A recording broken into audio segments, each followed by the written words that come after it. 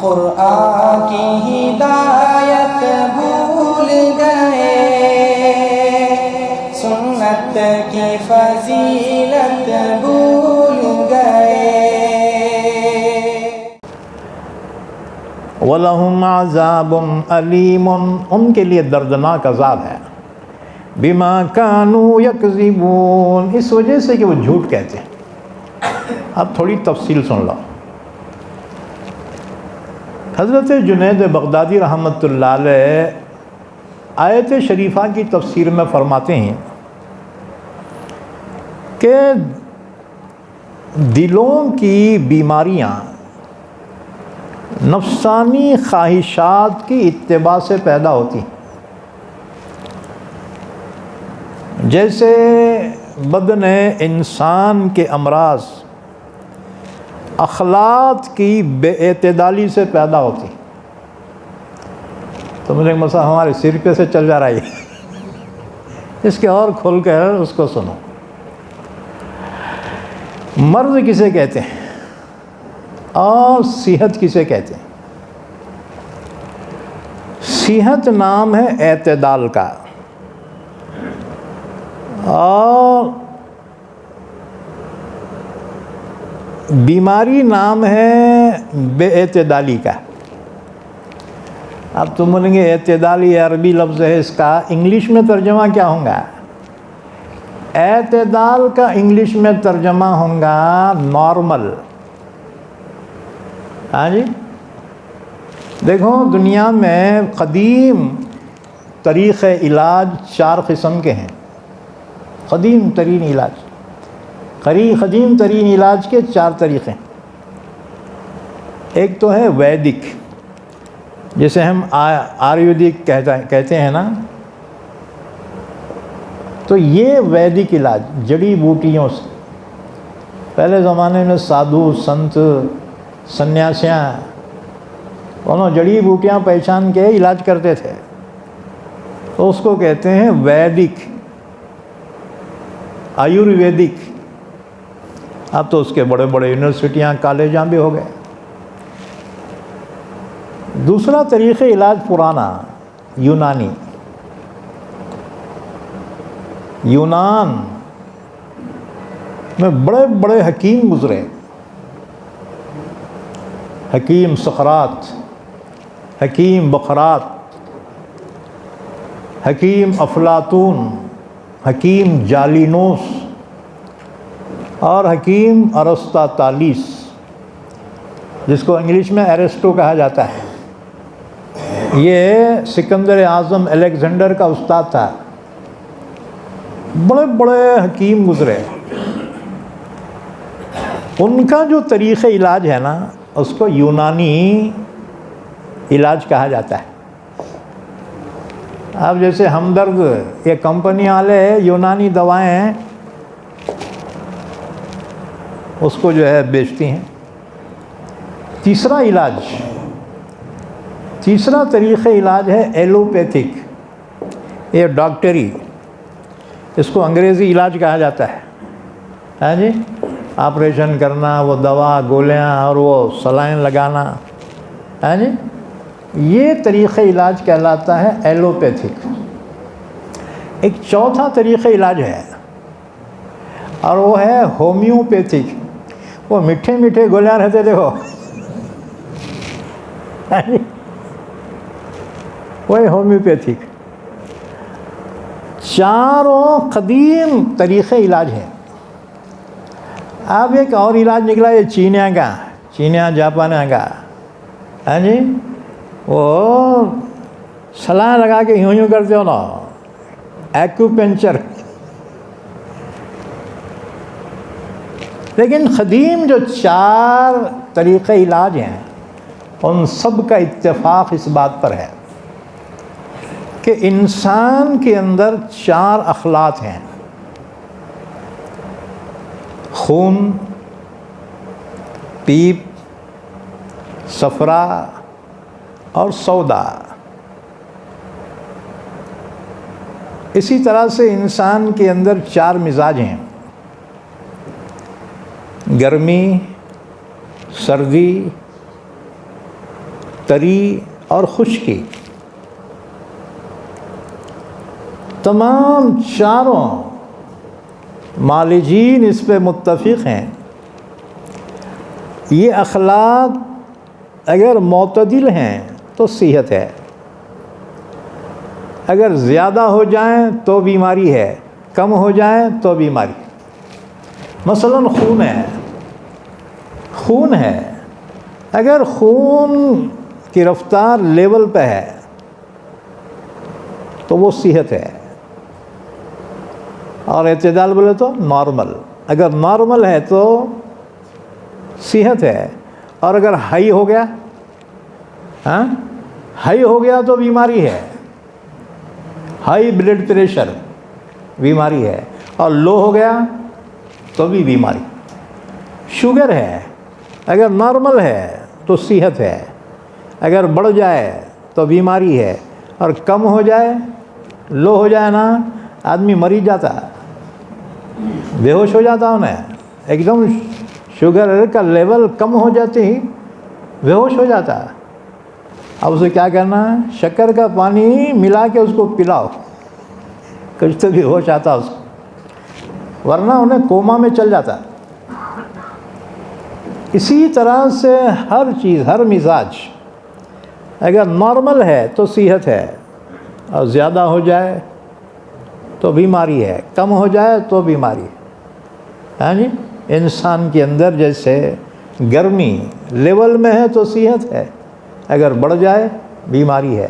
اس لیے ڈاکٹر زبان کے نیچے رکھ کے بولتے ہیں کتنا ٹیمپریچر ہے ذرا دیکھیں گے، ارے 102 ہے، تو اس کا مطلب ہے اس کو بخار ہے۔ بخار بولے تو کیا؟ وہ گرمی کے مزاج میں اضافے کا ہونا، اور لو ہو جائے انسان ٹھنڈا پڑ جاتا پھر۔ تو صحت اعتدال کو کہتے ہیں۔ اللہ تعالیٰ نے اسی لیے فرمایا وَكَذَلِكَ جَعَلْنَاكُمْ أُمَّةً وَسَطًا لِتَكُونُوا شُهَدَاءَ عَلَى النَّاسِ وَيَكُونَ الرَّسُولُ عَلَيْكُمْ شَهِيدًا۔ بہت سی فضیلتیں تم کو ہم نے دی اسی طرح سے، اے امت محمدیہ، ہم نے تم کو معتدل امت بنایا، اور اسلام بھی فطرت کے عین مطابق ہے، اور بت پرستی یہ فطرت کے خلاف ہے کہ انسان اپنے ہاتھوں سے ایک چیز بنا کر اس کے سامنے ماتھا ٹیک دے اور اس سے مانگے، ظاہر بات ہے یہ فطرت کے خلاف ہے۔ یہ وہ خود تیرا محتاج ہے، تو اس سے مانگنے کا مطلب اس سے زیادہ پاگل تو ہو گیا ہے۔ کوئی آفیسر اپنے چپراسی کے سامنے سجدہ کرتا کیا؟ اگر کرارے اس کو پاگل خانے میں بھرتی کرنا پڑتا ہے۔ اللہ نے کائنات کو انسان کے لیے بنایا، انما الدنیا خلقت لکم وانکم خلقتم للآخرہ، تمہیں آخرت کے لیے بنایا، یہ ساری کائنات تمہاری خدمت کے لیے بنائی۔ تو اسلام دین فطرت ہے، اس کے ماحول کی وجہ سے اس کی فطرت میں اگر فطرت کے خلاف ہو جائے یہی کفر ہے، یہی شرک ہے۔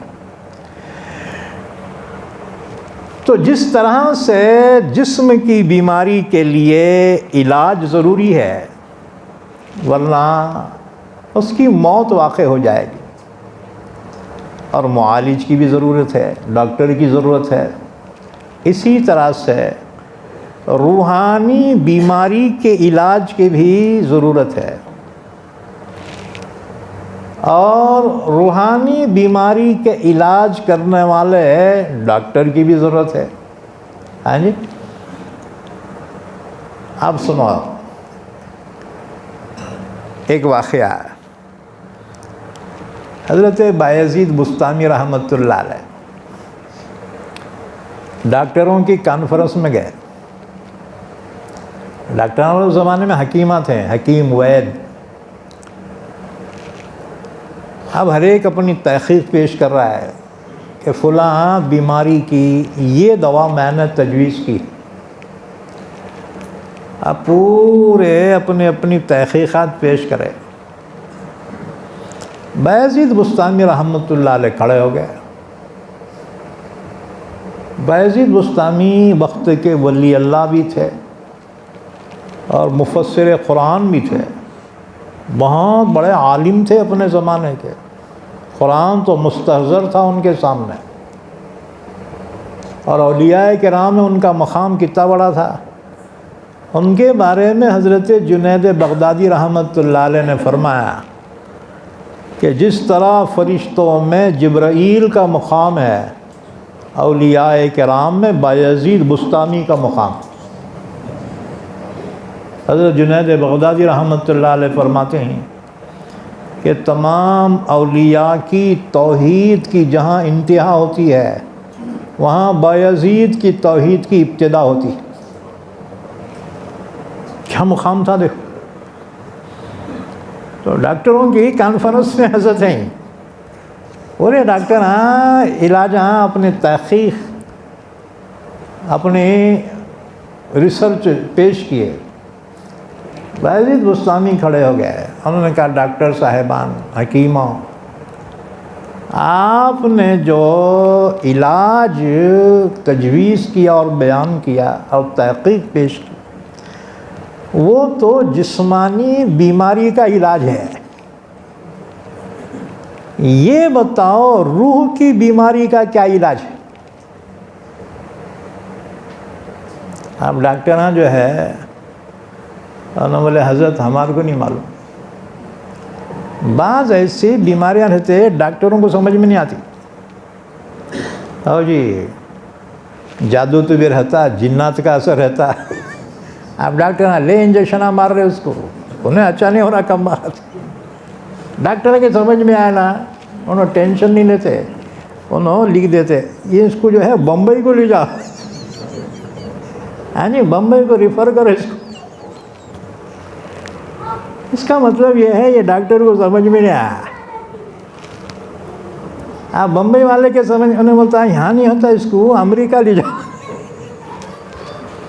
اچھا اپنے فاتحہ کے پیسے گھٹ کر لیے نا. تو بعض بیماریاں ایسی ہوتی ہیں جو جسمانی نہیں ہوتی.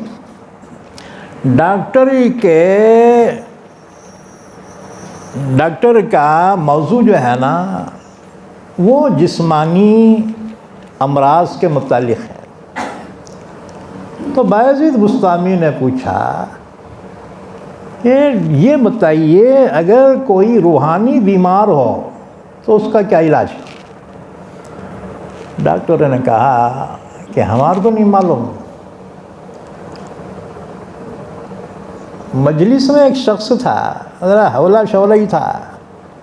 انہوں نے بولا حضرت اگر اجازت دیے تو میں بیان کروں کیا؟ دیکھو اللہ کس کو کیا صلاحیت دیا ہم نہیں جانتے. تا مرد سخن نہ گفتہ باشد، عیب ہنرش نہفتہ باشد. جب تک انسان زبان سے نہ کہے اس کا ہنر بھی ظاہر نہیں ہوتا، اس کا عیب بھی ظاہر نہیں ہوتا. تو اللہ نے کس کو کیا صلاحیت دی ہے ہم نہیں جانتے، اس لیے کسی کو حقیر نہیں سمجھنا چاہیے. بہرحال ایک حولا شولا تھا، کہنے والا حضرت اگر اجازت دیے تو میں بیان کروں. حضرت نے فرمایا ٹھیک ہے بیان کر.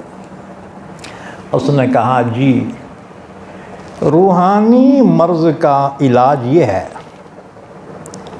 کہ توبہ کا پتہ لو، استغفار کی شاخ لو.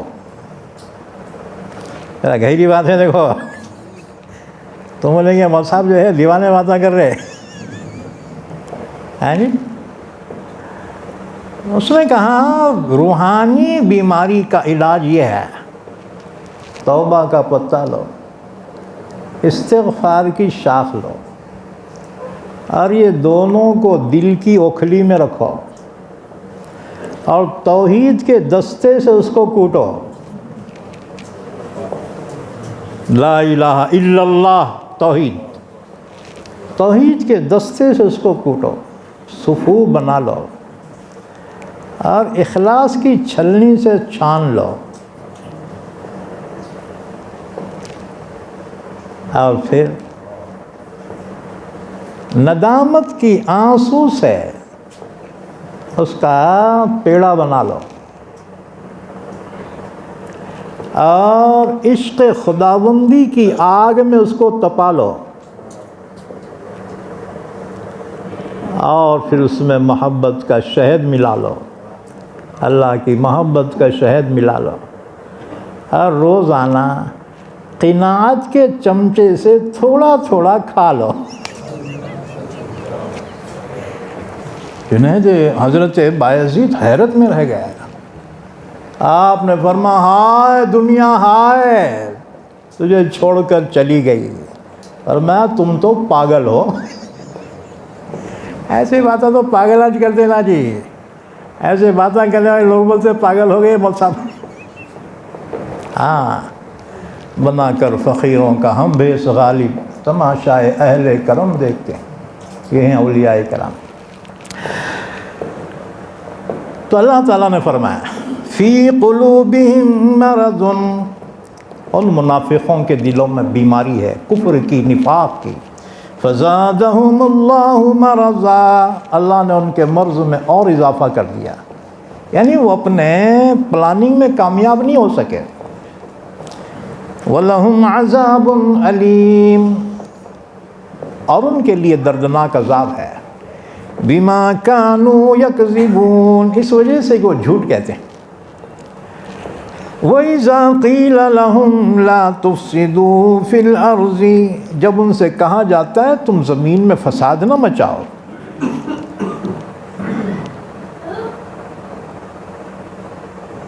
تو وہ کہتے ہیں قَالُوا إِنَّمَا نَحْنُ مُصْلِحُونَ، کہتے ہیں جی ہم تو اصلاح کرنے والے ہیں۔ دیکھو دنیا کا ہر فسادی یہ دعویٰ کرتا ہے انما نحن مصلحون، ہم تو اصلاح کرنے والے ہیں، اور یہی دعویٰ لے کر امریکہ گیا تھا عراق پہ کہ ہم سدھارنے کے واسطے جا رہے ہیں، لاکھوں انسانوں کو قتل کیا اور ملا کچھ بھی نہیں۔ پھر افغان کی طرف بڑھا انما نحن مصلحون، ہم تو اصلاح کرنے والے ہیں، اور وہاں 10 لاکھ سے زیادہ معصوموں کو قتل کر دیا۔ انما نحن مصلحون، ہر فسادی کا دعویٰ ہے، ہر ظالم یہی دعویٰ کر کے اٹھتا ہے کہ ہم تو اصلاح کرنے والے ہیں۔ اللہ نے فرما خبردار، الا انہم هم المفسدون ولکن لا یشعرون، خبردار بے شک وہی لوگ فسادی ہیں لیکن وہ شعور نہیں رکھتے، یعنی فساد اور اصلاح میں وہ تمیز نہیں کر سکتے، اور انہوں نے فساد ہی کو اصلاح سمجھ رکھا ہے۔ وَإِذَا قِيلَ لَهُمْ آمِنُوا كَمَا آمَنَ النَّاسِ، غریب مسلمانہ کہ بھی یہ منافقوں کی ایسی حرکتاں دیکھ کے ان سے کہتے تھے ارے ایمان لاؤ رے، تو وہ جواب میں کہتے ارے ہم تھوڑی بیوقوف ہیں تمہارے جیسے۔ اللہ نے فرمایا حقیقت میں وہی بیوقوف ہیں جو اپنی آخرت کو تباہ کر رہے ہیں۔ دنیا ایک دن ختم ہو جائے گی، اصل زندگی آخرت کی ہے۔ وَإِنَّ الدَّارَ الْآخِرَةَ لَهِيَ الْحَيَوَانُ، آخرت کی زندگی ہی ہمیشہ کی۔ تو حقیقت میں کامیاب وہی ہے جو اپنی آخرت کو سنوار لے، دنیا تو گزر جائیں گی۔ وَإِذَا قِيلَ لَهُمْ آمِنُوا كَمَا آمَنَ النَّاسِ، جب ان سے کہا جاتا ہے ایمان لاؤ جیسے اور لوگ ایمان لائے، قَالُوا أَنُؤْمِنُ كَمَا آمَنَ السُّفَهَاءُ، تو کہتے ہیں کیا ہم ایمان لائیں جیسے یہ بیوقوف لوگ ایمان لائیں۔ أَلَا إِنَّهُمْ هُمُ السُّفَهَاءُ وَلَكِنْ لَا يَعْلَمُونَ، خبردار بے شک وہی لوگ بے وقوف ہیں لیکن وہ نہیں جانتے. وَإِذَا لَقُوا الَّذِينَ آمَنُوا قَالُوا آمَنَّا. اور اگر یہ منافقین طاقتور مسلمانوں سے ملتے ہیں نا تو پھر خوشامد کرنا شروع کرتے ہیں, کہتے ہیں جی ہم بھی ایمان والے ہیں تمہارے جیسے, ہم بھی ایمان والے ہیں. اور جب اپنے سرداروں کے پاس جاتے ہیں سردار ڈانٹتے کیوں رہے, وہ جو ہے دعویٰ کر رہے تھے ہم بھی مسلمان ہیں, وہ کہتے ہیں جی حقیقت میں ہم تمہارے ساتھ, اور ان سے تو ہم مذاق کر رہے تھے. اللہ نے فرمایا ان کے مذاق کی اللہ ان کو سزا ضرور دے گا. وَإِذَا لَقُوا الَّذِينَ آمَنُوا قَالُوا آمَنَّا. آیت شریفہ کا شان نزول یہ ہے, ایک مرتبہ حضرت ابو بکر, حضرت عمر اور حضرت علی تینوں منافقوں کے سردار عبداللہ بن ابی بن سلول کو سمجھانے کے واسطے نکلے, کیونکہ ان کی حرکتیں سمجھ میں آتی تھی. اللہ کے رسول صلی اللہ علیہ وسلم نے فرمایا کہ جس میں 3 علامتیں پائی جائیں وہ پکا منافق ہے. حضور نے فرمایا اذا حدث کذبا, منافق کی علامت جب بات کرے تو جھوٹ کہے. اب مسلمان بولتے ہیں مول صاحب بیپار میں جھوٹ بولنا پڑتا, ہاں صحابہ جو مالدار تھے کیا وہ جھوٹ بول کے مالدار ہوئے تھے کیا؟ خبردار. حضور نے فرمایا بیپاری 2 کام کرے نا تو اس کا حشر جو ہوگا انبیاء صدیقین اور شہداء کے ساتھ ہوگا. حضور نے فرمایا تاجر الصدوق الامین مع النبیین والصدیقین والشہداء. وہ تاجر جو سچا ہو امانت دار ہو وہ انبیاء صدیقین اور شہداء کے ساتھ ہوگا.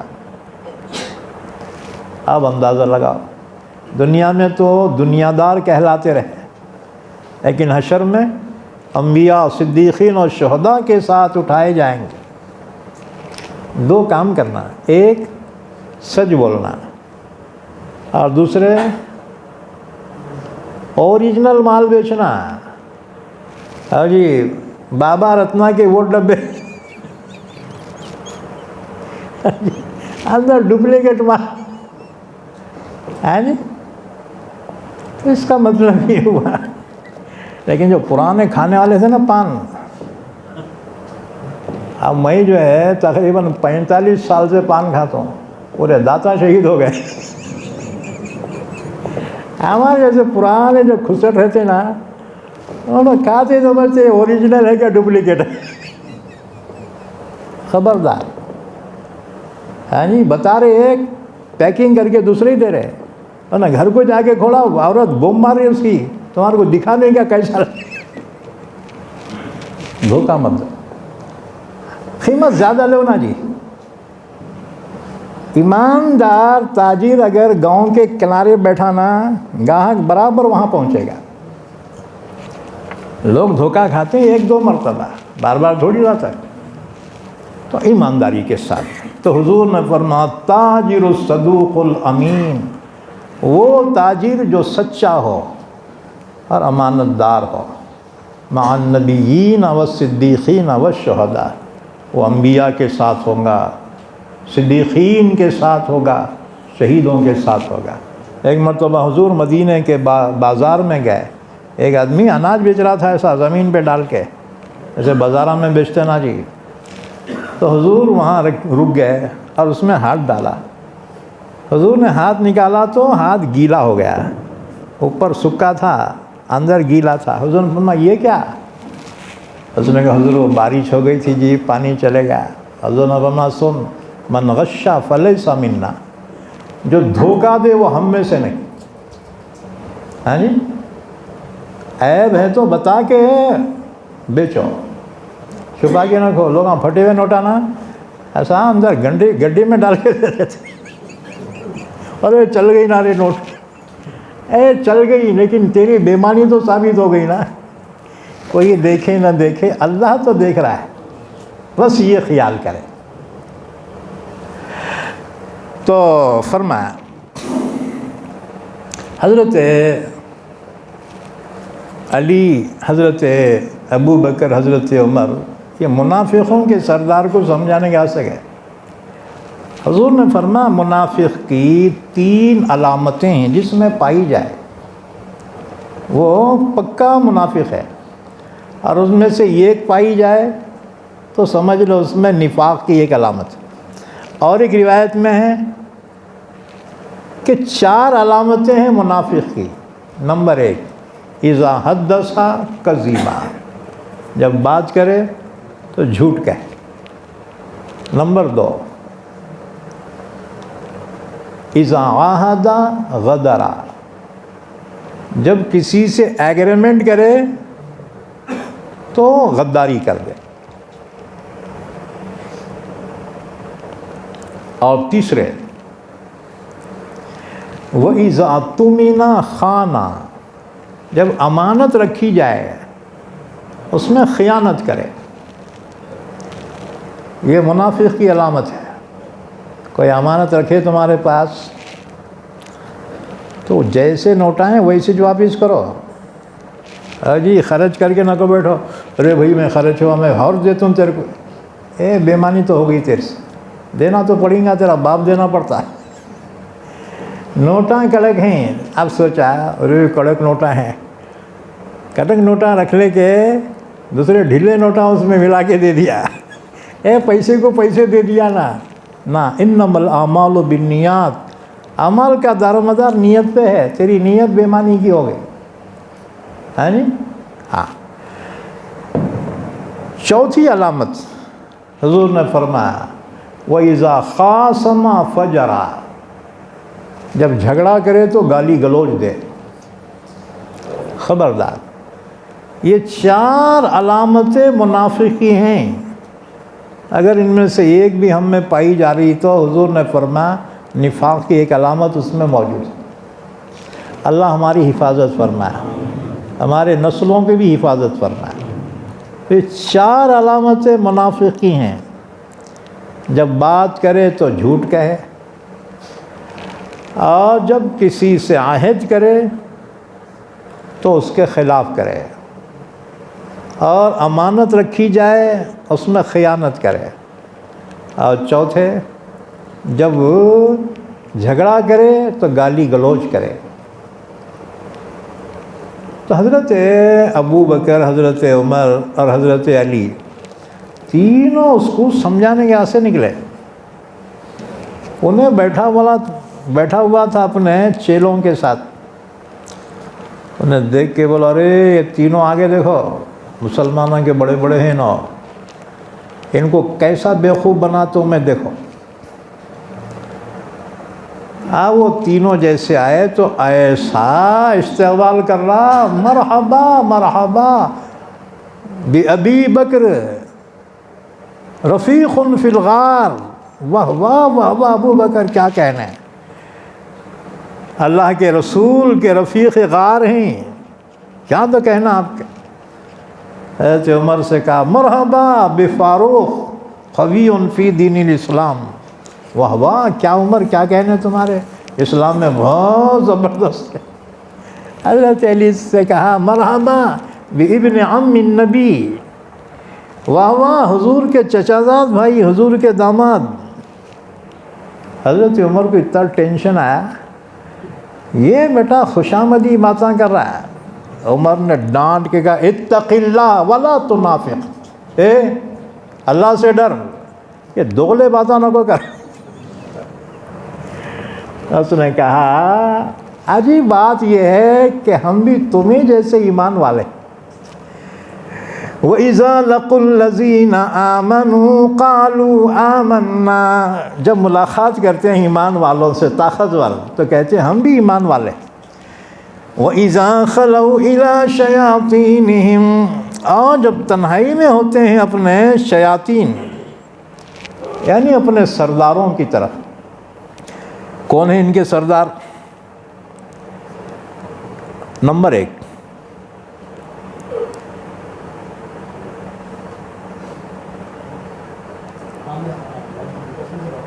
یہودیوں میں سے تھے، اور نمبر 2 عرب میں سے تھے. یہ منافقین حضور کو اور اسلام کو نقصان پہنچانے کے لیے یہ منافقین کا ٹولہ انہوں نے تیار کیا ہوا تھا. تو ان کے پاس جب جاتے ہیں تو وہ ڈانٹتے، کیوں رے؟ بہت ان سے گھل مل رہے تھے. کہتے جی ہم تو تمہارے ساتھ ہیں. ان سے تو مذاق کر، ان سے دل لگی کر رہے تھے. قالوا انا معکم انما نحن مستہزئون.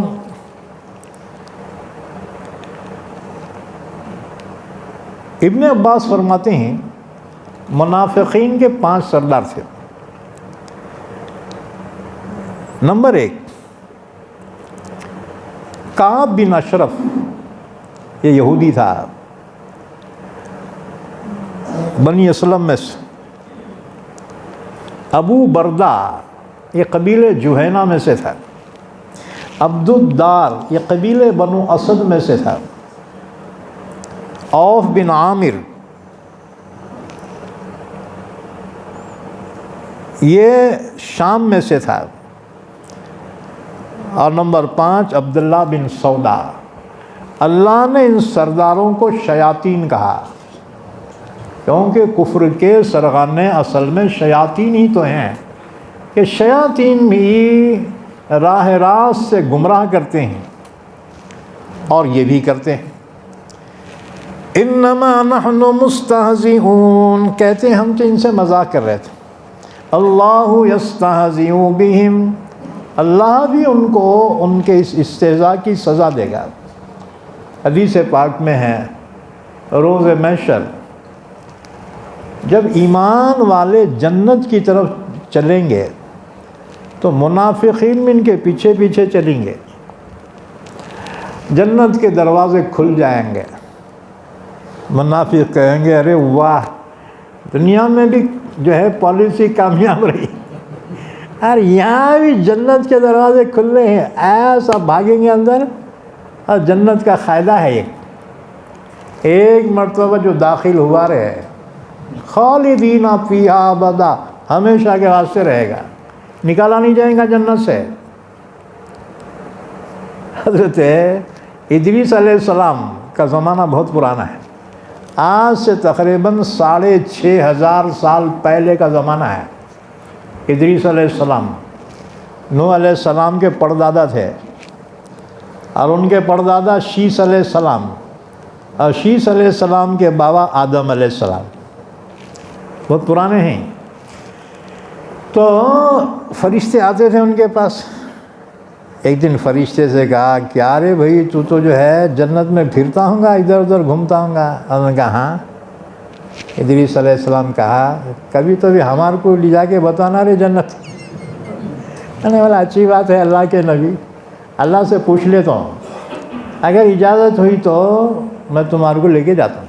ٹھیک ہے. وہ فرشتہ آیا، کہا چلیے، اللہ اجازت دے دیا ہے. آپ فرشتہ اپنے اوپر بٹھا کے لے گیا ان کو. فرشتوں کے پر ہوتے ہیں. اللہ نے قرآن میں فرمایا اولی اجنحۃ مثنی و ثلاث و رباع. اجنحہ جناحن کی جمع ہے. جنا کہتے ہیں پروں کو. فرشتوں کے پر ہوتے ہیں، وہ پروں کی طاقت سے اڑتے ہیں. کسی کو 2 ہوتے ہیں، کسی کو 3، کسی کو 4. حضور نے فرمایا جبریل امین کو 600 پر ہیں. 2 پر اگر پھیلا دے جبرائیل تو مشرق سے مغرب تک پوری دنیا ان کے پروں کے نیچے آ جائے. تو ادریس علیہ السلام کی دوستی فرشتے سے ہو گئی. کہا کیا رے بھائی، تم تو جنت میں گھومتے ہوں گے ادھر، کبھی ہمارے کو بھی لے جانا. اللہ بولا ٹھیک ہے، اللہ سے پوچھ لیتا ہوں، پھر تم آگے لے جاتا ہوں. آیا، کہا چلیے. آپ کھمبے میں بٹھا کے لے گیا انہیں. آپ جنت میں پہنچ کے اچھا گھوم کے دیکھو. اب جو گھوم رہے شام ہو گئی، فرشتہ بولا چلو واپس ریٹرن، ایک جھاڑ کی پھانٹی سے لپٹ کے ہٹ، میں تو نہیں جاتا. ہاں، فرشتہ اللہ سے بولا اللہ یہ کیسا بندہ ہے تیرا، گھومنے کو جنت میں آتا ہوں بولا واپس جا رہا نہیں. اللہ نے فرمایا ذرا پوچھو اس سے کیوں نہیں جا رہا. جب پوچھا گیا اجی تم دیکھنے کے واسطے آئے تھے نا، چلو واپس. انہوں نے بولے واہ، اللہ کا وعدہ ہے ایک مرتبہ جنت میں داخل کرا رہے، خالدین فیہا ابدا، ہمیشہ ہمیشہ کے لیے جنت میں رہیں گے، کبھی نکالے نہیں جائیں گے اور خود نکلنے کی کوشش نہیں کریں گے. لا یبغون عنہا حولا. انہوں نے بولا اللہ یہ بندہ ایسا پڑا، تجھ بولا کہتے نا ایک مرتبہ داخل ہوا تو نکالتا نہیں. اللہ نے بولا بندہ صحیح بولا، اب رہ گیا تو رہن دے یہاں. اللہ نے قرآن میں کہا وَرَفَعْنَاهُ مَكَانًا عَلِيًّا، ہم نے بلند کیا ادریس کو مقام اعلیٰ پر.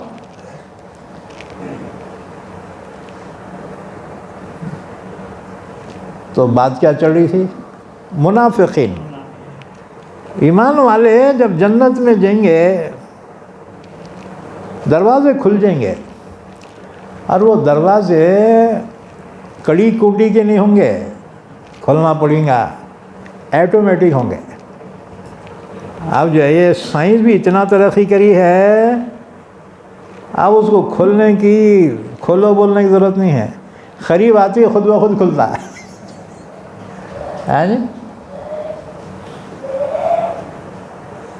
تو جیسے ہی دروازے کھلیں گے تو منافق بولیں گے ارے دنیا میں بھی پالیسی کامیاب رہی، یہاں بھی جنت ہے. جیسے قریب آئیں گے ایمان والے تو اندر داخل ہو جائیں گے، ان کے داخل ہوتے زب بول کے دروازے بند ہو جائیں گے. منافقین یوں ہی محروم کھڑے ہو جائیں گے، پھر دروازے کھلیں گے، پھر جانے کی کوشش میں ایک دم زب بول کے بند ہو جائیں گے. یہ ہے ان کے استہزاء کی سزا، اللہ ان کو دے گا. اللہ یستہزئ بہم، اللہ بھی ان کے استہزاء کی ان کو سزا دے گا. وَيَمُدُّهُمْ فِي طُغْيَانِهِمْ يَعْمَهُونَ، اللہ ان کو ڈھیل دیتا ہے، وہ اپنی سرکشی میں سرگرداں ہیں. أُولَئِكَ الَّذِينَ اشْتَرَوُا الضَّلَالَةَ بِالْهُدَىٰ، یہ وہ لوگ ہیں جنہوں نے خرید لیا ہے گمراہی کو ہدایت کے بدلے میں. کیا مطلب؟ حضور فرماتے ہیں کل مولود یولد علی الفطرہ، ہر بچہ پیدا ہونے والا اسلام کی فطرت پہ پیدا ہوتا ہے، چاہے وہ کافر کے گھر میں پیدا ہو، چاہے مسلمان کے، چاہے یہودی اور عیسائی. پھر حضور نے فرمایا فَأَبَوَاهُ يُهَوِّدَانِهِ أَوْ يُنَصِّرَانِهِ أَوْ يُمَجِّسَانِهِ، پھر اس کے اماں بابا اس کو یا تو یہودی بنا دیتے ہیں، یا عیسائی بنا دیتے ہیں، یا بت پرست مجوسی بنا دیتے ہیں. اس لیے دیکھو جو بچے بچپن میں انتقال کر جائیں چاہے کسی کے ہوں وہ سب جنتی ہیں، کیونکہ ان کا کھاتا ہی نہیں کھلانا. ابھی بالغ ہونے کے بعد انسان مکلف ہوتا ہے، پھر حساب کتاب شروع ہوتا ہے اس کا. تو جو بچے بچپن میں انتقال کر جائیں وہ سب جنتی.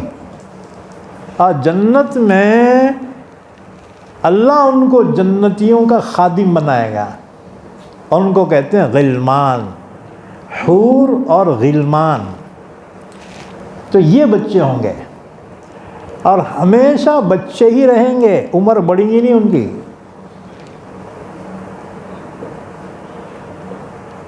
اور وہ جنتیوں کی خدمت کریں گے.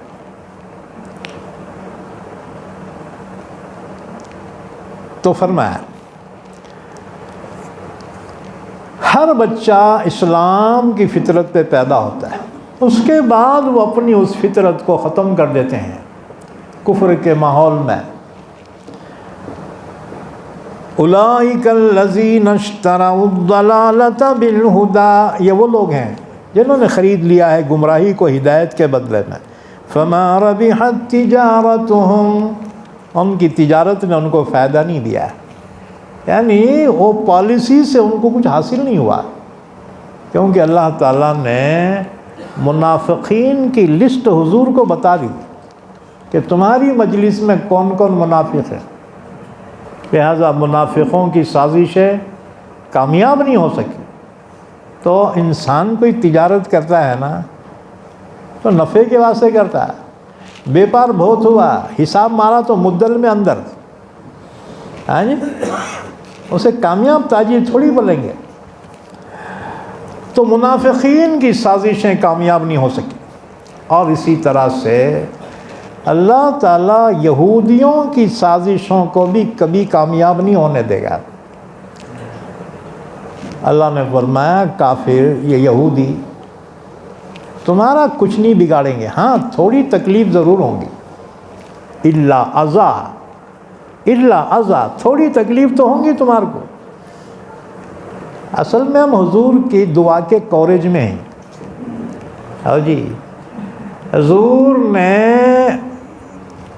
ایک مرتبہ مدینہ کے باہر محلہ حوالی مدینہ، حضور وہاں تشریف لے گئے، ایک مسجد میں نماز پڑھی، اتنا لمبا سجدہ کیا صحابہ کو خوف ہو گیا کہیں حضور کی روح نہ نکل گئی ہو. بڑا طویل سجدہ کیا، اس کے بعد خیر سجدے سے سر اٹھایا، نماز سے فارغ ہوئی. صحابہ نے کہا یا رسول اللہ اتنا لمبا سجدہ کرے، ہم تو ڈر ہی گئے تھے، کہاں آپ کی روح پرواز ہو گئی ہو. آخر آپ نے کیا دعا مانگی؟ فرمایا میں نے 3 دعائیں مانگی تھی اپنی امت کے واسطے. ایک دعا تو یہ مانگی تھی یا اللہ میری امت پر ایسی کوئی وبا مسلط نہ فرما کہ جس سے ساری امت ہلاک ہو جائے. اللہ نے میری یہ دعا قبول کی. کتنا بھی کرونا رہندے مسلمانہ نہیں مریں گے. اللہ کے نبی کی دعا کی کوریج میں ہے. تو حضور نے ایک دعا تو یہ مانگی کہ اللہ میری امت پر ایسی وبا نازل نہ فرما کہ ساری امت ہلاک ہو جائے. یہ دعا قبول ہوگی.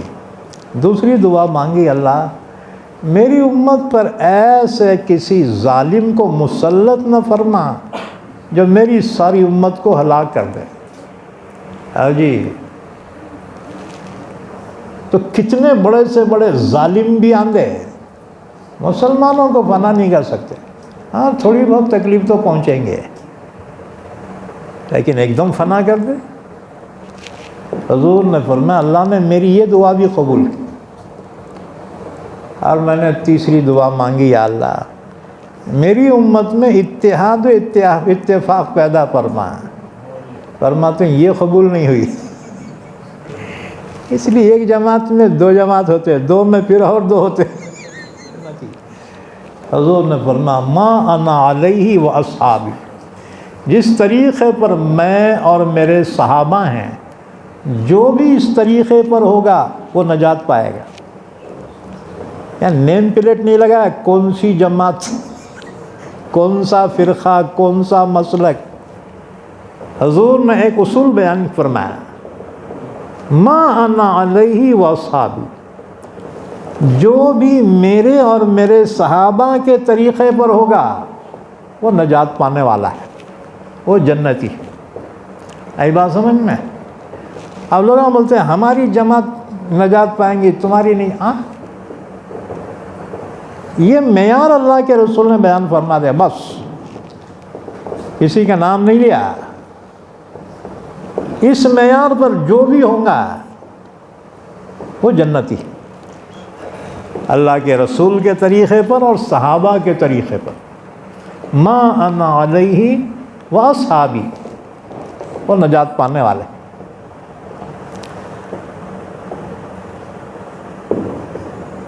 وَيَمُدُّهُمْ فِي طُغْيَانِهِمْ يَعْمَهُونَ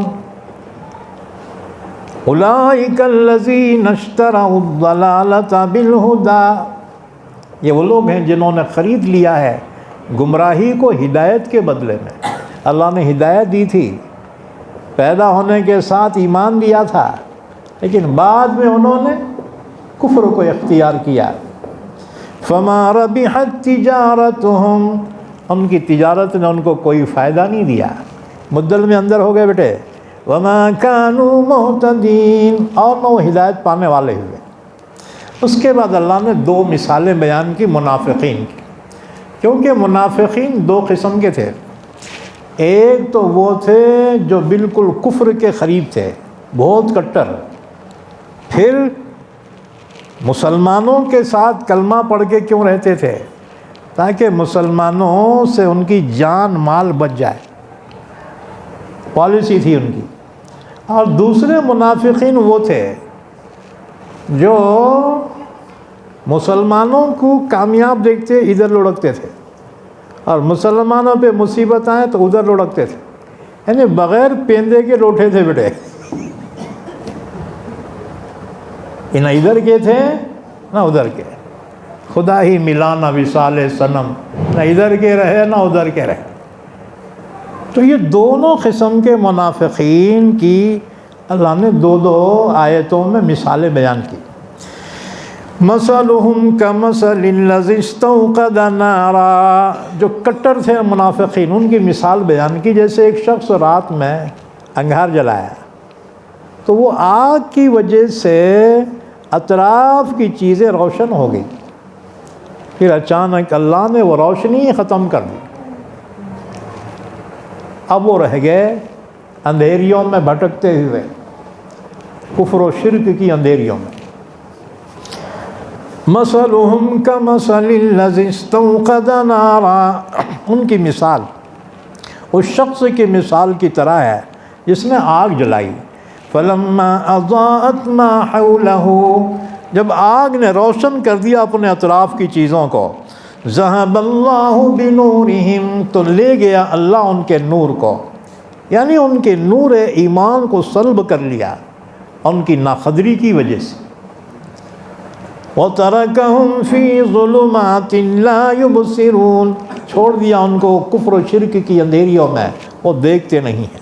صُمٌّ، بہرے ہیں، عُمْيٌ، بُكْمٌ، بُكْمٌ گونگے ہیں، مکے ہیں، عُمْيٌ اندھے ہیں، فَهُمْ لَا يَرْجِعُونَ، وہ لوٹ کر نہیں آئیں گے، ایمان میں پھر نہیں آئیں گے۔ کیا مطلب؟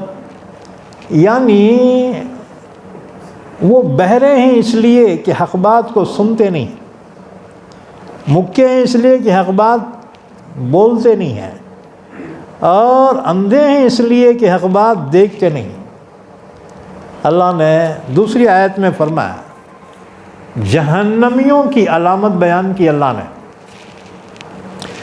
وَلَقَدْ زَرَعْنَا لِجَهَنَّمَ كَثِيرًا مِّنَ الْجِنِّ وَالْإِنسِ، اب میں بہت سے انسانوں اور جناتوں کو جہنم کے لیے پیدا کیا ہے۔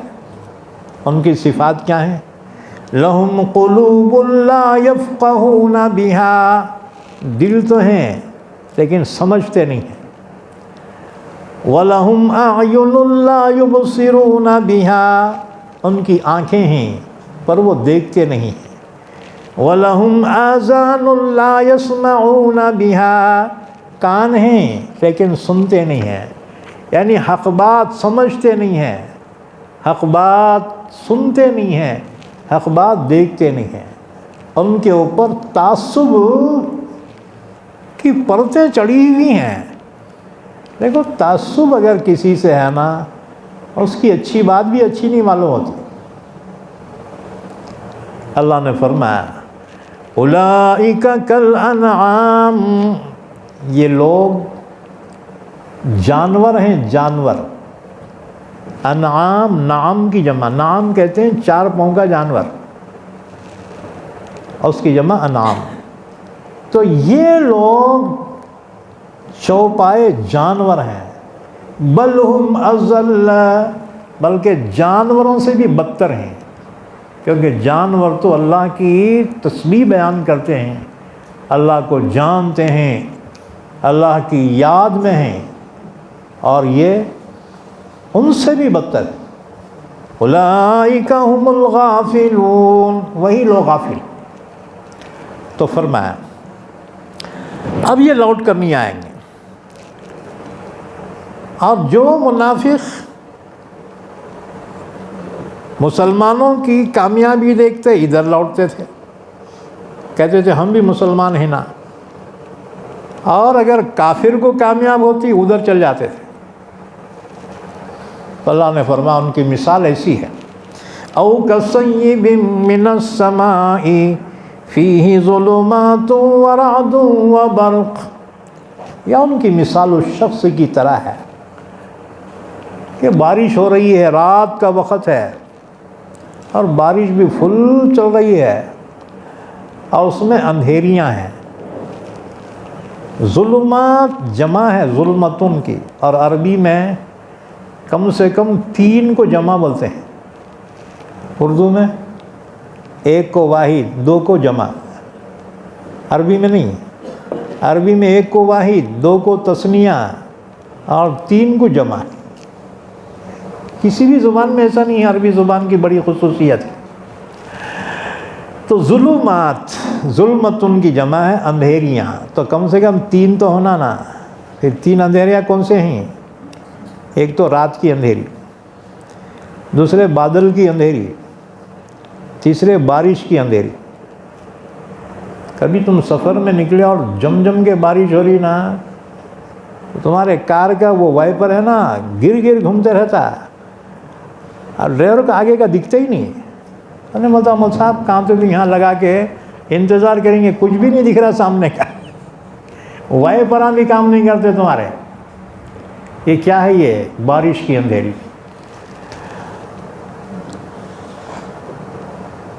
ورعد، اور اس بارش میں کڑک کی آوازیں ہو رہی ہے، دھڑ جو آواز آتی ہے نا، کیا ہے یہ آواز؟ صحابہ نے پوچھا یا رسول اللہ یہ رعد کیا ہے؟ حضور نے فرمایا ایک فرشتہ ہے، رعد ایک فرشتہ ہے، یسبح الرعد بحمدہ والملائکۃ من خیفتہ۔ تو یہ رعد فرشتے کی تسبیح ہے، وہ اتنی گرجدار ہوتی نا، کلیجہ پھڑ پھڑ کرتا، جو آواز آتی ہے نا دھڑ بول کے آواز، اسے کہتے ہیں رعد، کڑک۔ تو ایک فرشتہ ہے بادلوں پہ مقرر ہے، یہ جب بادلوں کو ہنکاتا ہے اور اللہ کا جہاں حکم ہوتا ہے اس بستی میں برساتا ہے، تو جب وہ غصہ ہوتا ہے ان پہ تو اس کی ڈانٹ کی وہ آواز ہوتی ہے، اور اس کے پاس کوڑا ہے، کوڑا، انہیں کوڑا جو برساتا ہے بادلوں پہ اسے بولتے ہیں بجلی۔ بجلی دیکھیں نا کیسی رہتی، کوڑے کی جیسی رہتی، لہراتی ہوئی۔ تو یہ رعد فرشتے کا کوڑا ہے۔ اچھا اوپر چمکے تو اسے بولتے ہیں برق، اور نیچے گرے تو اسے بولتے ہیں صاعقہ۔ اتنی اسپیڈ ہے اس میں، 1 سیکنڈ میں گر کے اور واپس چل جاتے انہیں۔ ہاں جی، آپ لوگ بولتے ہیں ارے جھاڑ پہ بجلی گری تھی، بیل پہ گری بیل مرا، آدمی پہ گری آدمی مرا۔ ہاں جی، 1 سیکنڈ میں کیا رفتار ہے، اسی لیے اس کو برق کہتے ہیں، اس کی تیز رفتاری کی وجہ سے۔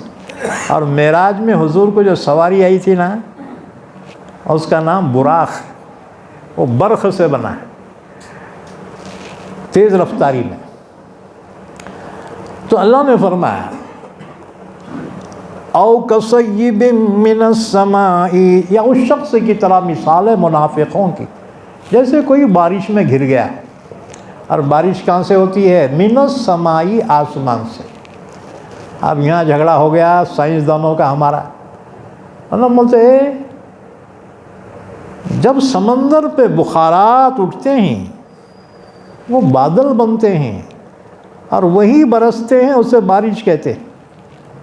چلو ہم مان لیں، سائنسدانوں کی بات مان لیں، لیکن ایک سوال ہے ہمارا، سمندر سے بخارات تو بھاپ جو اٹھتی ہے سمندر کا پانی میٹھا رہتا کیا کھارا رہتا؟ اورنگ آباد کے ہوشیار مسلمان، کھارا رہتا نہیں رہتا؟ کتنا کھارا رہتا معلوم؟ منہ میں جاتی خے ہو جاتی کتنا۔ ایک مرتبہ سمندر کے کنارے ایک ہوٹل میں سمجھا پینے کا چنگا، پانی لے کے میں منہ میں ڈالا، خیج ہو گئی، اتنا کھارا رہتا وہ نہیں لے سکتا۔ چلو وہاں سے بخارات اٹھے، سائنس والے بولتے ہیں نا چلو ہم تسلیم کرتے ہیں، اوپر بادل بجے، اب بادل سے بارش ہوئی، کھاری رہتی کیا میٹھی رہتی؟ بارش کا پانی کھارا رہتا کہ میٹھا رہتا جی؟ ارے بولو، تمہارا میں منہ دکھنا تھا، میٹھا رہتا۔ آپ بتاؤ کون سے سائنسدان اوپر فلٹر مشین لگائے ہیں؟ یہ کھارے کو میٹھا کس نے بنایا؟ یہ ہے اللہ۔ ہاں جی، اللہ نے فرمایا انتم انزلتموہ من المزن ام نحن المنزلون۔ اللہ بتاؤ بارش تم برساتے ہو یا ہم برساتے ہیں؟ اللہ برساتے ہیں۔ اور ایک روایت میں ہے کہ اللہ کے عرش کے نیچے پانی کا سمندر ہے، وہاں سے پانی بارش 7ویں آسمان میں اترتی، پھر 7ویں آسمان سے 6ٹھے آسمان میں اترتے اترتے یہ ہمارے زمین کا جو آسمان ہے نا، یہ اس میں جو ہے ایک مقام اسرم، وہاں اترتی ہے، پھر وہاں سے پھر ڈیوائیڈ ہوتی۔ دیکھو 3 چیزیں ایسی ہیں کوئی نہیں جانتا کہاں سے آتی۔ ہاں جی، ایک بادل، کوئی نہیں جانتا کہاں سے آتی۔ دوسرے ایک کڑک کی آواز، ابھی یہاں آئی ابھی وہاں تھی۔ تیسرے بجلی، اس کا اسٹاک روم کہاں ہے ہمارے کو نہیں معلوم۔ اچانک جو ہے بجلی کڑکتی ہے اور اچانک ختم ہو جاتی ہے، کب کہاں پہ چمکیں گی ہم کوئی نہیں جانتے۔ ان سب کا خالق و مالک اللہ ہے، وہ اللہ کیسا ہوگا؟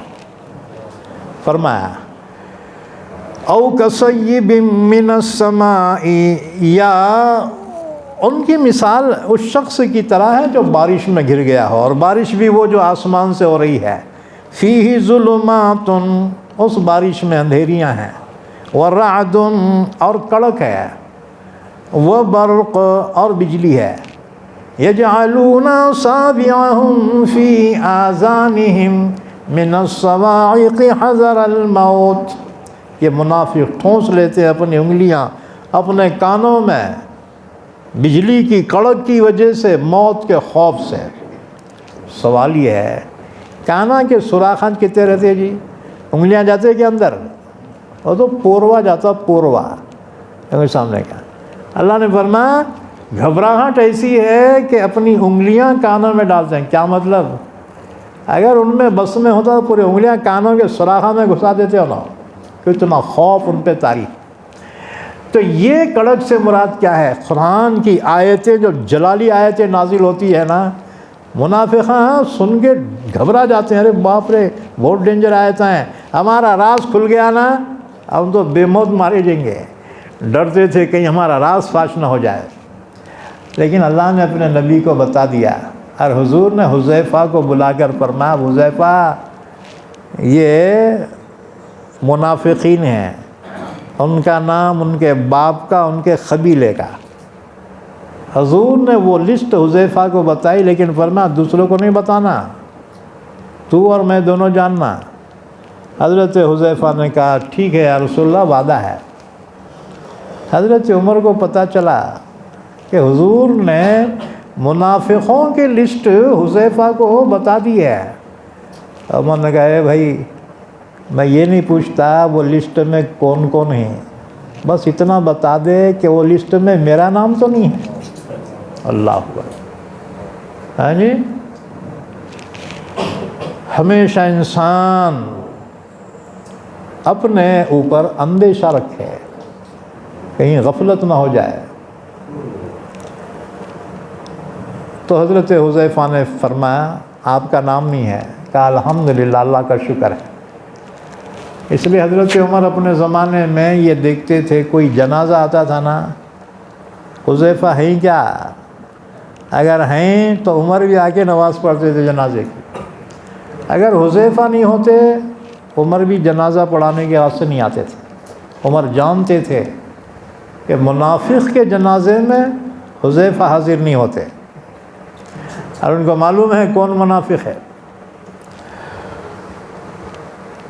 یجعلون اصابعهم فی آذانہم من الصواعق حذر الموت، ٹھونس لیتے ہیں اپنی انگلیاں اپنے کانوں میں کڑک کی وجہ سے، موت کے خوف سے۔ واللہ محیط بالکافرین، اللہ احاطہ کرنے والا ہے کافروں کا۔ کافر کب تک بچیں گے اللہ کے عذاب سے؟ اللہ ڈھیل دے رہا ہے ان کو۔ یکاد البرق یخطف ابصارہم، بجلی ایسی کڑک رہی ہے، قریب ہے کہ بجلی اچک لے ان کی نگاہوں کو۔ کلما اضاء لہم مشوا فیہ، جب بجلی چمکتی ہے، اجالا ہوتا ہے تو آگے چلتے ہیں۔ وَإِذَا أَظْلَمَ عَلَيْهِمْ قَامُوا، جب اندھیرا چھا جاتا ہے تو رک جاتے ہیں۔ وَلَوْ شَاءَ اللَّهُ لَذَهَبَ بِسَمْعِهِمْ وَأَبْصَارِهِمْ، اگر اللہ چاہے ان کے کانوں اور ان کے آنکھوں کو سلب کر لے۔ إِنَّ اللَّهَ عَلَى كُلِّ شَيْءٍ قَدِيرٌ، بے شک اللہ ہر چیز پر قادر۔ اس کے بعد تمام سے خطاب کرتے ہوئے ایک اللہ کی عبادت کی دعوت دی جا رہی۔ یا ایھا الناس اعبدوا ربکم الذی خلقکم، اے لوگو، اے سرو مانو ذاتی، تمام مذاہب کے لیے، تمام انسانوں کے لیے یہ خطاب کیا گیا ہے۔ یا ایھا الناس اعبدوا ربکم الذی خلقکم، عبادت کرو تم اپنے رب کی جس نے تم کو پیدا کیا، وہ تمہارا خالق ہے۔ والذین من قبلکم، تم سے پہلوں کو بھی اسی نے پیدا کیا، تمہارے باپ دادا پردادا، تم سے پہلوں کو بھی اسی نے پیدا کیا۔ لعلکم تتقون، عبادت کا مقصد کیا ہے؟ تاکہ تم متقی ہو جاؤ۔ نماز کا مقصد یہ ہے تم متقی بن جاؤ، حرام سے بچو، نافرمانیوں سے بچو، اللہ کا خوف دل میں پیدا ہو جائے۔ روزے کا مقصد بھی تقوی ہے۔ یا ایھا الذین آمنوا کتب علیکم الصیام کما کتب علی الذین من قبلکم لعلکم تتقون، یہی مقصد۔ الذی جعل لکم الارض فراشا والسماء بناء، وہی اللہ ہے جس نے تمہارے لیے زمین کو بچھونا بنایا۔ زمین بچھونا ہے، کیا مطلب؟ اللہ تعالیٰ نے زمین کو پھیلایا پانی پر۔ اب پانی کی صفت ہے حرکت کرنا، پانی کی صفت ہے اضطرار، یعنی حرکت، اس میں سکون نہیں ہے پانی میں۔ اگر ٹھہرا رہے سڑ جاتا انہیں، اس کی حرکت میں ہی اس کی تر و تازگی ہے۔ تو پانی پر اللہ نے زمین کو پھیلایا۔ اب زمین جو ہل رہی، فرشتوں نے کہا آپس میں، یہ زمین پہ جو بھی مخلوق اللہ آباد کرے گا اسے چین نصیب نہیں ہوگا۔ راتوں رات اللہ نے پہاڑوں کو پیدا کیا اور میخیں بنا کے گاڑ دیا۔ والجبال اوتادا، اوتاد وتد کی جمع ہے، وتد بولے تو میخاں، کھٹیا مارتے ہی نہیں جی، وہ شامیانہ لگاتے تو شامیانہ ٹک جاتا۔ دیکھ، والجبال اوتادا، اللہ نے راتوں رات پہاڑوں کو پیدا کیا اور بیلنس کے طور سے گاڑ دیا۔ اب صبح فرشتوں نے، ارے فرشتے بولے اتنی بڑی زمین، یہ پہاڑ کیا مضبوط ہے بیٹے، یہ زمین بھی رک گئی۔ اب رکی بولے تو حرکت ہے اس میں، مگر ہمارے کو سمجھ میں نہیں آتی، بہت لائٹ ہے نا حرکت اس کی۔ تو فرشتوں نے اللہ سے پوچھا، اللہ تو نے مخلوق میں پہاڑوں سے بھی زیادہ طاقتور کوئی مخلوق پیدا کی کیا؟ اللہ نے فرمایا ہاں. کہا وہ کیا؟ کہا لوہا. اتنے پہاڑ رندے یہ بلڈو ذرا ان کو ادھر سے ادھر جائے ایسا غائب کر دیتے بیٹوں کو. تو فرشتوں نے پوچھا اللہ تیری مخلوق میں لوہے سے بھی زیادہ مضبوط کوئی چیز بنائی ہے؟ اللہ نے فرمایا ہاں. کہا وہ کیا؟ آگ. کیسا بھی لوہا رندے آگ میں ڈالے تو پانی بن جاتا ہے. وہ صلاح بنتے نا جی صلاح. ایک شہر میں ہمارے ایک چاہنے والے تھے وہ لوگ، ان کا کارخانہ ہے اس کا، وہاں صلاح بنتے ہیں ہر قسم کے. انہوں نے لے گئے ہمارے کو مول صاحب ذرا کارخانے میں جا کے دعا کرو. اور انہوں نے بتایا وہ لوہے کے بڑے بڑے سیلا ہیں. اب جیسے لکڑیاں کاٹتے کہ نہیں ایسے وہ لوہے کے سیلا کٹ کر رہے مشینہ. اور پھر میرے کو وہ بتایا اس کو ویگن بولتے. دیکھو ویگن ایسی زبردست آگ، اس میں وہ لوہے کے سیلا پانی بن جا رہے پانی. اور پھر وہ سائزاں جو رہتے ہیں نا سلائیں گے وہ سائزاں بننے والے وہ پانی لوہے کا وہ سائزوں میں چل جاتا ہے اور بعد میں اس کی سلائیں بن جاتی. وہ آگ دیکھا انہوں نے بولے مول صاحب یہ دنیا کی آگ ایسی ہے، جہنم کی کیسی ہوں گی؟ اللہ حفاظت فرمایا. ہاں جی ہم اس کا تصور بھی نہیں کر سکتے. حضور نے فرمایا کہ تمہاری دنیا کی آگ جنت کا 70واں حصہ ہے. 70 پٹ زیادہ ہے وہاں کی آگ. بس یہی اللہ معاف کرے تو صحیح ہے. حساب کتاب ہم سے نہیں ہو سکتا. ہاں جی. تو فرشتوں نے تعجب سے کہا اللہ تیری مخلوقات میں آگ سے بھی زیادہ کوئی طاقتور مخلوق پیدا کی؟ اللہ نے فرمایا ہاں. وہ کیا؟ پانی. کیسی بھی انگارے دے اور جی فائر بریگیڈ جو مارتے نا فرورے کے ساتھ آگ پوری بجھ جاتی. پانی کی طاقت آگ سے زیادہ ہے. پانی سے پنگا مت لو. وہ جاپان میں سونامی آئی تھی دیکھو. ہاں جی. تو میں دیکھا بڑے بڑے جہاز کارگو جہاز پانی پہ ایسا تر رہے جیسے بچے کاغذ کی ناؤ بنا کے ڈالتے نا کھیلتے ایسے. بڑے بڑے بلڈنگاں تاج کے پتوں کی جیسے بکھر گئے تھے. پانی کی بہت بڑی طاقت ہے. آدمی سوچتا میں تیر کے نکلوں گا، تیر کے نہیں مر کے نکلتا. پانی سے پنگا نہیں، بہت طاقت. اچھا تو فرشتوں نے بہت تعجب کیا. کہا اللہ تیری مخلوق میں پانی سے بھی طاقتور کوئی مخلوق پیدا کی کیا؟ اللہ نے فرمایا ہاں. کہا وہ کیا؟ کہا ہوا. کتنے بھی بادل آ دے تم سمجھ رہے یہاں برسیں گا. ہوا جو ڈھکل کے لے جاتی نا سیدھا جو ہے وہ خلد آباد چل جاتی. ارے ارے بولے تو بادل چل جاتے. ہوا کی اتنی طاقت. ہاں جی. کپڑے دھو کے عورتیں ڈالتے رسی پہ، ہوا چلی نا سوکھ جاتے. پانی کہاں چلے گیا؟ ہوا کی طاقت پانی سے زیادہ. جب قوم عاد نے نافرمانی کی تو اللہ نے وہ ہوا کا جو اسٹاک ہے نا، اسٹاک گودام ہوا کا، تو فرشتہ جو مقرر ہے اللہ نے فرمایا ذرا ہوا کا ڈھکن کھول. ذرا میں نے بولا کتنا کھولوں؟ اللہ بیل کے سر کے برابر کھولوں کیا؟ اللہ نے فرمایا پوری دنیا چڑ جاتی. خالی اتنا تھوڑا سا سوراخ کھول دے. تھوڑا سا سوراخ انہیں جو اسٹاک روم میں سے کھولا ہے رے، اتنی تیز ہوائیں چلی ہیں. سخرها علیہم 7 لیال و8 ایام حسوما فترى القوم فيها سرعا كأنهم أعجاز نخل خاوية فهل ترى لهم من باقية.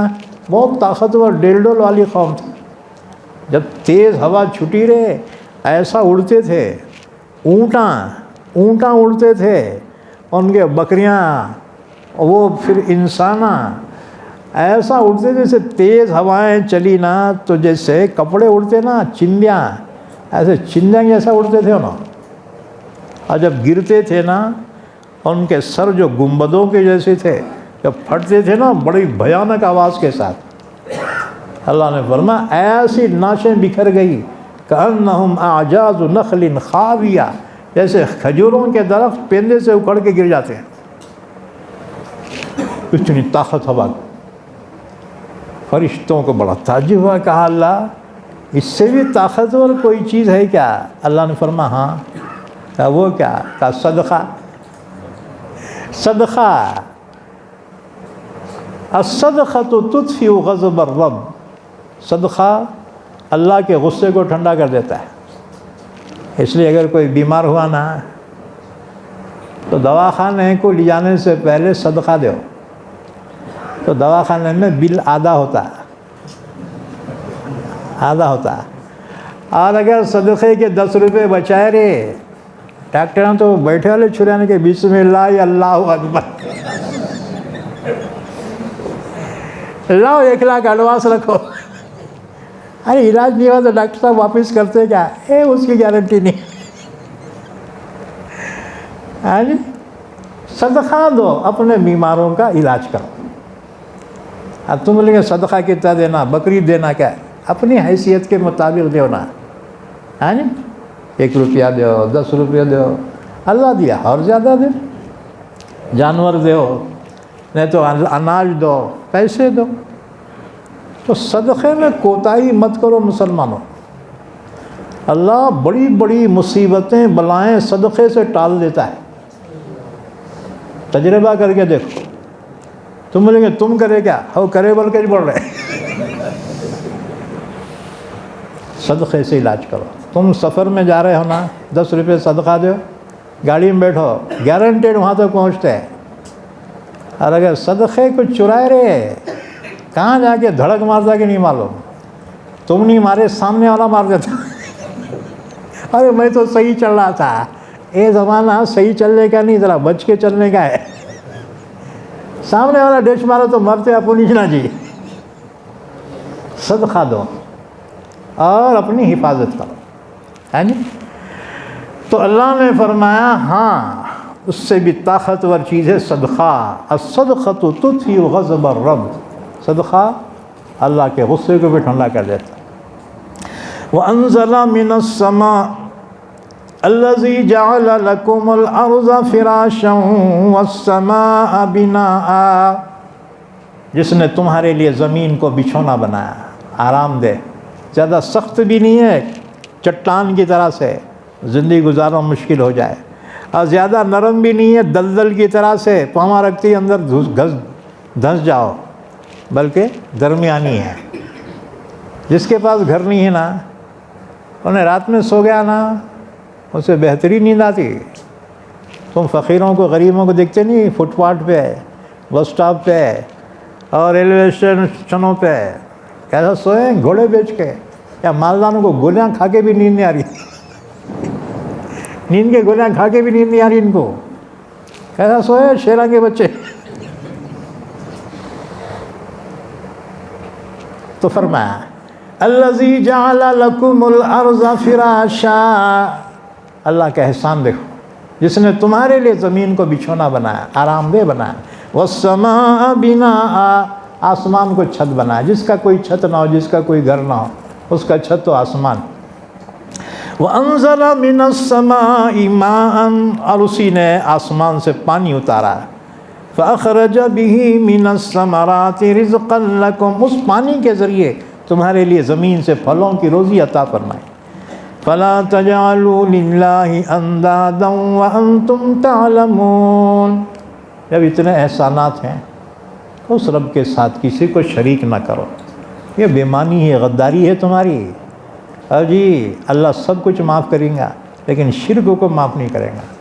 کوئی بھی حکومت بڑے سے بڑے مجرم کو معاف کریں گی لیکن دیش دروہی کو معاف نہیں کر سکتی۔ اور جی اسی طرح سے اللہ ہر گناہ کو چاہے معاف کر دے گا لیکن شرک کو معاف نہیں کرے گا۔ یہ اللہ کی شان میں گویا غداری ہے یہ، اور کوئی قانون غدار کو معاف نہیں کرتا، باقی سب کو معاف کریں گا، غدار کو معاف نہیں کریں گا، تو اللہ بھی معاف نہیں کرے گا۔ اللہ سے غداری کیا ہے؟ انہیں پیدا کیا، انہیں کھلا رہا، انہیں دوسرے کا گا رہا ہے۔ اور جی غصہ نہیں آتا کیا؟ بھئی تمہارا نوکر تنخواہ تم دے رہے، انہوں بازو کے دکان میں جھاڑو مار رہا، چیزیں اٹھا رہا، تمہارا غصہ نہیں آتا؟ ابے تنخواہ میری لے رہا، وہاں کام کر رہا، جوتے نہیں مارتے کیا؟ تو اللہ تعالیٰ کو بھی شرک سے سب سے زیادہ نفرت ہے کہ اس نے پیدا کیا، اس نے احسان کیا، وہی روزی دے رہا، آپ اسے چھوڑ کے دوسرے کے سامنے ہاتھ جوڑ رہے۔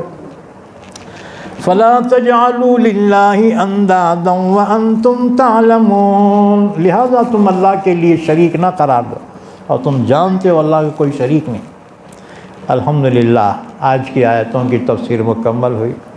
ایک واقعہ سنا بول رہے تھے، وہ آدھا سنایا تھا، اب وہ ادھاری چلیں گے، آئندہ دیکھیں گے انشاءاللہ۔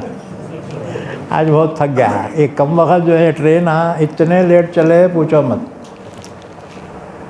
بہرحال ہر مہینے کے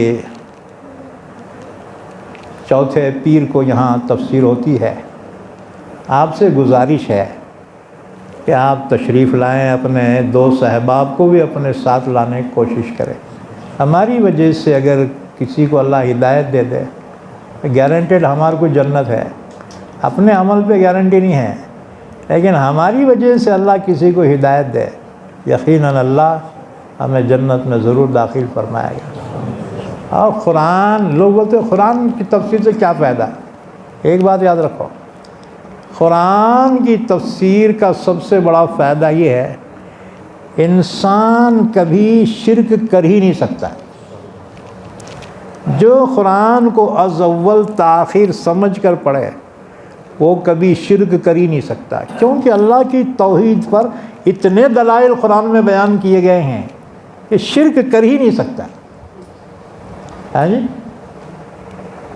ہر ایک بات، اب لوگ بچیوں کو عالمہ بناتے ہیں، اب لوگ بڑے عالمہ بنا کیا فائدہ؟ ایک فائدہ ہے کہ کم سے کم وہ شرک تو نہیں کر سکتی، ہے جی، توحید پر قائم رہتی ہے وہ بچی،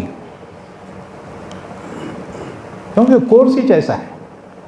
تو یہ قرآن جو سمجھ کر پڑھے وہ کبھی شرک نہیں کر سکتا ہے، کیونکہ اللہ نے توحید پر اتنی دلیلیں بیان کی ہیں کہ انسان کبھی شرک کر نہیں سکتا۔ اس سے پہلے میں نے بیان کیا تھا، وہ امریکہ کا سب سے بڑا جو عیسائی پادری ہے، 20 سال قرآن کا مطالعہ کیا، کے واسطے لوز پینٹاں ڈھونڈنے کے واسطے، ہاں جی، لیکن نتیجہ کیا نکلا؟ سورہ اعراف کی آیت نمبر 172 پر جب پہنچا ہے، بس ایک آیت نے اس کے سوئے ہوئے ضمیر کو جگا دیا اور اس نے کلمہ پڑھا، پورے دنیا کے سامنے اسلام کا اعلان کیا۔ ہیلیرین ہیگی اس کا نام پرانا۔ تو اس طرح سے قرآن کریم اللہ کا کلام ہے اور اللہ نے اس کو ہدایت فرمایا۔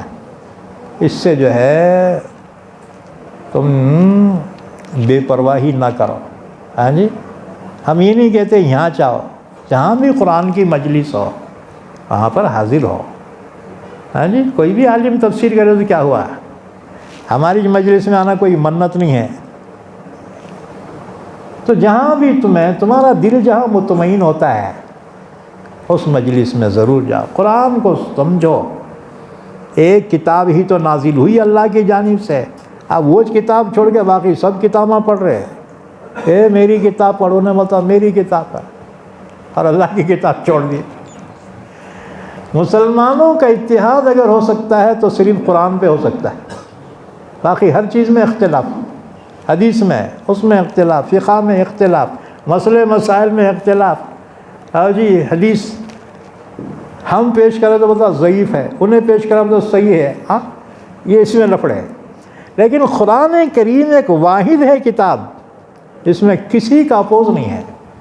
کوئی بھی فرقے کا رہندے، شیعہ رہندے، سنی رہندے، وہابی رہندے، انہیں دیوبندی، بریلی، کون سا بھی رہندے انہیں، سب کا اتفاق صرف قرآن پہ ہو سکتا ہے۔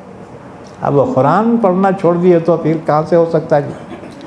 تو اس لیے آپ سے گزارش ہے نمازوں کا بھی اہتمام کرو، ہاں جی، اور اسی طرح قرآن کی تفسیر مہینے میں 2 گھنٹے نہیں دے سکتے جی قرآن. وہ سالے کے یہاں رسم رندے پورا رات جاگیں گے وہاں. آپ قرآن کے واسطے مہینے میں 2 گھنٹے نہیں دے سکتے. اللہ تمہیں بھی توفیق دے, ہمیں بھی توفیق عطا فرمائے. اللہ ہم سب کو قرآن کریم سمجھنے کی, عمل کرنے کی توفیق عطا فرمائے. درود شریف پڑھ لیں, دعا فرمائیں.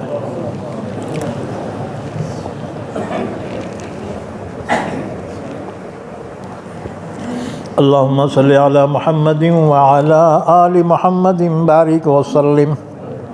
اے اللہ ہمارے گناہوں کو معاف فرما, ہماری خطاؤں سے درگزر فرما, صغیرہ کبیرہ گناہوں کو معاف فرما. یا اللہ ہم سب کو علوم قرآن عطا فرما, قرآن پاک کو سمجھنے کی, عمل کرنے کی توفیق عطا فرما. یا اللہ ہمارے مرحومین کی مغفرت فرما, سب کو جنت الفردوس عطا فرما. یا اللہ ہمارے بیماروں کو شفائے کاملہ عطا فرما, پریشان حالوں کی پریشانی دور فرما. یا اللہ فلسطین کے مظلوم ایمان والوں کی مدد فرما. یا اللہ ان کی حفاظت فرما, ان کو فتح مبین عطا فرما, اور ظالم دشمن کو یا اللہ کیفر کردار تک پہنچا دے. یا اللہ دشمن کا خاتمہ فرما. تمام دنیا میں جہاں بھی ایمان والے آباد ہیں تمام کی حفاظت فرما. ہماری ان دعاؤں کو محض اپنے لطف و کرم سے حبیب پاک حضرت محمد رسول اللہ صلی اللہ علیہ وسلم کی دعاؤں کی برکتوں میں قبول فرما. وصلی اللہ علی نبینا محمد وعلی آلہ وصحبہ اجمعین برحمتک یا ارحم الراحمین. صلی اللہ علیہ وسلم. قرآن کی ہدایت بھول گئے, سنت کی فضیلت بھول